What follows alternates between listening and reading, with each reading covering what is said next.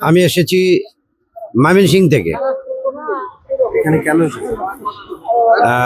আমি একা নই, এখানে আমরা এসেছি তারেক জিয়া পরিষদের পক্ষ থেকে। আমি প্রভাষক মানিক আকন্দ, তারেক জিয়া পরিষদের কেন্দ্রীয় কমিটির যুগ্ম আহ্বায়ক এবং ময়মনসিংহ বিভাগীয় সাংগঠনিক সম্পাদক।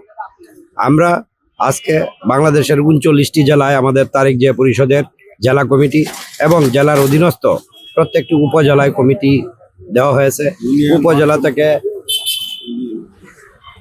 উপজেলা থেকে ইউনিয়ন থেকে ওয়ার্ড পর্যন্ত তারেক জিয়া পরিষদ এখন বাংলাদেশের একটি অনেক বড় একটি সংগঠনে পরিণত হয়েছে। তো আজকে আমরা সব জায়গা থেকেই আমাদের জেলা উপজেলার নেতৃবৃন্দরা এখানে সমবেত হয়েছি তারেক জিয়া পরিষদের পক্ষ থেকে। তো আমাদের আজকে তারেক রহমান সাহেবের সাথে একটি সৌজন্য সাক্ষাতের জন্য আমরা আসছি।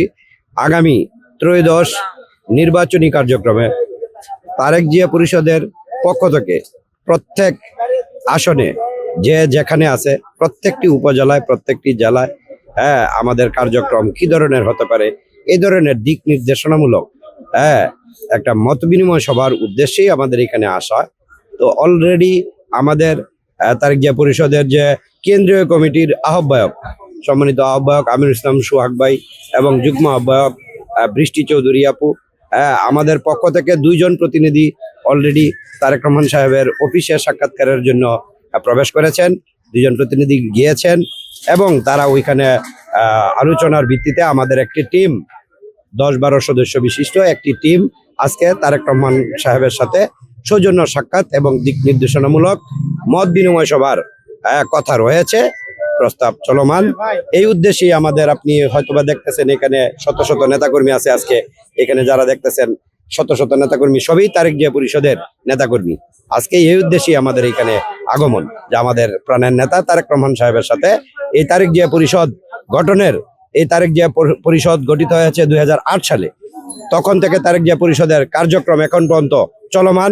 তখন আমাদের নেতা, মাঝখানে আপনারা সবাই জানেন যে আমাদের নেতা 111-এর পর দুঃশাসনের জন্য, আওয়ামী দুঃশাসন, স্বৈরাচারী বিভিন্ন অত্যাচার নিপীড়নের মাধ্যমে বাধ্য হয়েছিল চিকিৎসার জন্য বিদেশ চলে যেতে। তো সেইখান থেকে আজ পর্যন্ত তারেক জিয়া পরিষদের কার্যক্রম কখনোই থেমে থাকেনি, সর্বদাই চলমান ছিল। আজ আমাদের নেতা, প্রাণের নেতা, উনি আমাদের দেশে ফিরে এসেছে। আমরা তাদেরকে সকল দলমতের মানুষ মিলে ঐক্যবদ্ধভাবে আন্দোলনের মাধ্যমে, ফ্যাসিস্টের বিদায়ের মাধ্যমে, ফ্যাসিস্টকে পতনের মাধ্যমে আমরা তারেক রহমানকে ফিরে আনতে পেরেছি। আর আমাদের প্রাণের নেতা আজকে আমাদের সামনে এই গুলশান কার্যালয়ে আছে, এটাই আমাদের সবচেয়ে বড় শান্তি। তো সেই উদ্দেশ্যে আমরা আসছি যে আমাদের প্রাণের নেতা তারেক রহমানের সাথে এই তারেক জিয়া পরিষদের যাকে কেন্দ্র করে এই পরিষদ, তিনি হচ্ছেন আমাদের মধ্যমণি, আমাদের জাতীয়তাবাদী দল বিএনপির চেয়ারম্যান মহোদয় জনাব তারেক রহমান।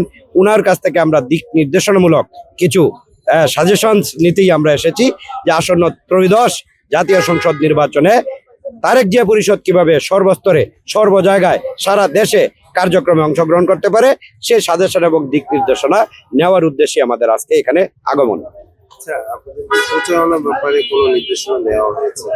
প্রচারণার ব্যাপারে এখন আমাদের ইসি থেকে, আপনারা জানেন যে ইসি থেকে ইতিমধ্যে আমাদেরকে বেশ কিছু রেস্ট্রিকশন, লিমিটেশন দিয়ে দেওয়া হয়েছে। এখন নির্বাচনী প্রচারণা এখনো শুরু হয়নি। 22 তারিখ থেকে আমাদের জানামতে 22 তারিখ থেকে নির্বাচনী প্রচারণা শুরু হবে। তখন থেকে হয়তো আমাদের সংগঠন থেকেও নির্বাচনী কার্যক্রম, নির্বাচনী প্রচারণা শুরু করব।